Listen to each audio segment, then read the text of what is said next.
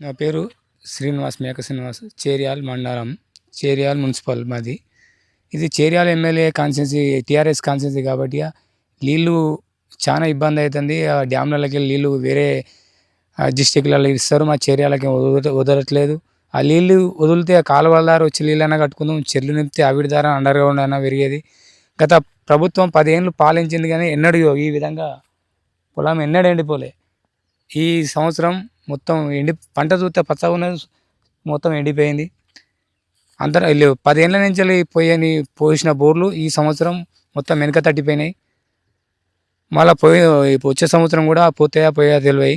ఆ జలాలు నిల్వ చేసే ఏ విధంగా చేస్తారో అది కొంచెం సీఎం రేవంత్ రెడ్డి గారు జర మా చేర్యాల కాన్స్టిట్యున్సీకి మాకు చాలా ఇబ్బంది అవుతుంది. పక్క కాన్స్టిట్యున్సీలో ఆలేరు, మన బీర్ల ఆలియా కాన్స్టిట్యున్సీలో మొత్తం వాగుల పండు పోతున్నాయి నీళ్ళు.